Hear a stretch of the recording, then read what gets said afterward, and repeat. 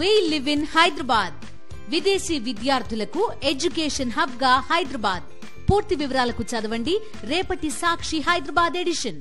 పోలీసులపై social media activist Inturi Ravikiran మండిపడ్డారు. తాను చెప్పని మాటలను కూడా చెప్పినట్టుగా రిపోర్టులో రాసి పోలీసులు తన చేత సంతకాలు చేయించుకున్నారని ఆరోపించారు. Social media activist Inturi Ravikiran Telugu Desam పార్టీకి పోలీసులు అమ్ముడుపోయారని ఆరోపించారు. తెలుగుదేశం పార్టీకి అమ్ముడుపోయారు. రాజమండ్రిలో సీఐ తెలుగుదేశం పార్టీకి అమ్ముడుపోయాడు. అధికార పార్టీకి అమ్ముడుపోయారు. నేను చెప్పని దాన్ని ముందు రిపోర్ట్ రాసే ఫస్ట్ కరెక్ట్ గా మార్చి రాశారు.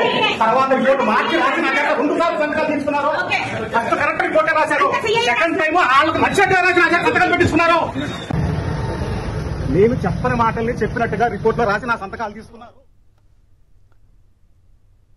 తన భర్తతో ప్రకాష్ నగర్ సీఐ దౌర్జన్యంగా సంతకం చేయించుకున్నారని రవికిరణ్ భార్య సృజన ఆవేదన వ్యక్తం చేస్తున్నారు. 1-2 రోజుల్లో బెయిల్ పిటిషన్ మూవ్ చేస్తామని రవికిరణ్ తరపు లాయర్ చెప్తున్నారు. మరింత సమాచారం మా ప్రతినిధి హరీష్ అందిస్తారు. Social activist Ravikiran Rajahmundry Prakash Nagar police station నుంచి ఆసుపత్రికి వైద్య పరీక్ష నిమిత్తం తరలించి అక్కడి నుంచి కోర్టుకు తరలించారు. సెకండ్ అడిషనల్ మ్యాజిస్ట్రేట్ 14 రోజులు రిమాండ్ విధించారు. దీనికి సంబంధించి పూర్వపరాలు ఏమున్నాయి, ఏం చేశారు, ఎలా ఈ రిమాండ్కి తరలించారు విషయాన్ని చెప్పడానికి మన దగ్గర అడ్వకేట్ సాదిక్ హుసేన్ ఉన్నారు. సార్ చెప్పండి, 14 రోజులు రిమాండ్ చేయడానికి ప్రధాన కారణం ఏంటి? ముఖ్యంగా ఏ సెక్షన్ వల్ల రిమాండ్ పడింది? అంటే దీంట్లో ప్రకాశం పోలీస్ వారు ఇచ్చినటువంటి సెక్షన్స్ అన్ని కూడా మనకి ఐటీ ఇన్ఫర్మేషన్ యాక్ట్ ఉన్నప్పటికీ కూడా సెక్షన్స్ అన్ని బెయిలబుల్ అఫెన్సెస్. చాలా చోట్ల రాష్ట్ర వ్యాప్తంగా అరెస్ట్ చేస్తున్నారు, చాలా చోట్ల బెయిల్ 41 ఇస్తున్నారు, కొన్ని చోట్ల స్టేషన్ బెయిల్స్ ఇస్తున్నారు. కానీ ఈ కేవలం కక్షపూర్తంగా తన మీద కక్షపూర్తంగా తీసుకొని ఇదొక్కటే కాకుండా రాష్ట్ర వ్యాప్తంగా 8 క్రైమ్స్ కట్టడం జరిగింది.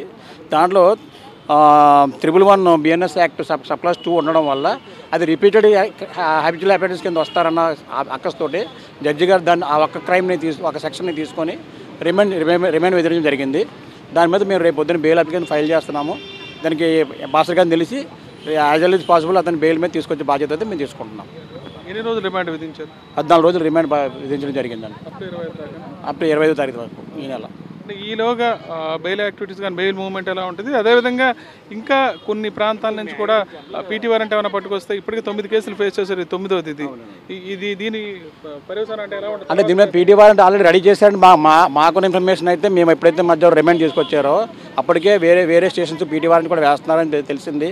అదే చెప్తున్నాం కదా, ఏదో కూడా కేవలం ఇదంతా కూడా కక్షపూరితమే తప్ప వేరే ఏం కాదు.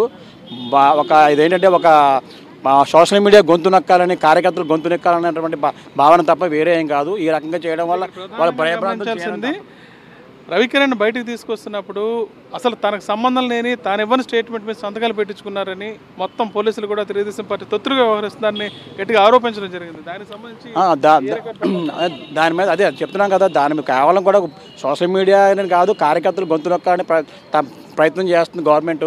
ఇది కరెక్ట్ కాదు. న్యాయబద్ధంగా వ్యవహరించండి, మేము కూడా న్యాయబద్ధంగా పోరాటం చేస్తాం, దాంట్లో తప్పేం కాదు. తనకి సంబంధం లేని తను చెప్పని స్టేట్మెంట్ మీద బలవంతంగా సంతకాలు చేయించాలని ఆయన గట్టిగా నినాదాలు చేయడం జరిగింది. అదేవిధంగా పోలీసులు కూడా తెలుగుదేశం పార్టీకి తొత్తులుగా వ్యవహరిస్తుందని గట్టిగా ఆరోపించడం జరిగింది. దీనికి సంబంధించి ఏం చెప్తారు? ఫస్ట్ మామూలుగా స్టేట్మెంట్ రాశారంట, అది మామూలుగానే ఉంది. దాని మీద సైన్ పెట్టడానికి వెళ్తే వాళ్ళు ఏమన్నారు, వాళ్ళు ఒక 2 మళ్ళీ వెళ్ళిపోయారంట. వెళ్ళిపోయి 2 గంటల తర్వాత సోషల్ మీడియాలో ఇంకెవరైతే ఉన్నారో వాళ్ళ పేర్లు అన్నీ రాయించి నువ్వు సంతకం పెట్టాలి, సంతకం పెట్టకపోతే కుదరదని ఆ సీఐ బెదిరించాడంట. మీదకి వచ్చి బెదిరించి కళ్ళు ఎర్రజేసి బలవంతంగా సంతకం పెట్టించాడు ఆయనతోటి. తనకి సంబంధం లేదు, బలవంతంగా కొంతమంది పేర్లు మెన్షన్ చేసి ఆ పేర్లు మెన్షన్ చేసి దాని కింద సైన్ పెట్టించుకున్నారు. అది నాకు సంబంధం లేకుండా సంతకం పెట్టించారని ఆయన గట్టిగా అరిశారు. అది హాస్పిటల్కి వెళ్ళినప్పుడు చూశారు కదా, వాళ్ళు మ్యాన్ హ్యాండ్లింగ్ కూడా చేశారు. ఆ సీఏ చాలా వరస్ట్గా ఉన్నాడు. ఆ సీఏ మీద లేడీస్ కేసులు కూడా ఉన్నాయంట. చూడండి, మన ప్రభుత్వం ఉన్న టైంలో అతనికి 2-3 సార్లు జలక్ అయిందంట. ఆ కక్ష కడుపులో పెట్టుకుని మా మీద తీరుస్తున్నాడు ఇప్పుడు. అదండి, ఆ సీఐ మాత్రం చాలా వరస్ట్గా ఉన్నాడు. అసలు మనిషిని అక్కడ కూర్చొనివ్వట్లేదు, దగ్గరికి రానివ్వట్లేదు, అసలు ఏం జరిగిందో చెప్పట్లేదు, చూపించలేదు. అసలు ఏం జరిగింది, దేని మీద ఇచ్చారని అడుగుతుంటే కూడా వాళ్ళు చెప్పట్లేదు నాకు. సంబంధమైన స్టేట్మెంట్ మీద సంతకం పెట్టుకున్నాడు అటు రవికిరణ్ కూడా చెప్పడం జరిగింది. ఇప్పుడు అదే విషయాన్ని ఆయన భార్య సృజన కూడా చెప్తున్నారు. ఈ విషయాలు మొత్తం పరిశీలనకు వస్తున్నాయి. ప్రస్తుతానికైతే ఆయన రాజమండ్రి సెంట్రల్ జైలుకి తరలించారు. కొద్దిసేపటి క్రితమే లోపలికి పంపించారు. 1-2 రోజుల్లో ఈ బెయిల్ పిటిషన్ కూడా మూయే పరిస్థితి కనిపిస్తుందని అడ్వకేట్లు చెప్తున్నారు. రాజమండ్రి నుంచి విజయస్మృతి హరీష్ ఫర్ సాక్షి న్యూస్.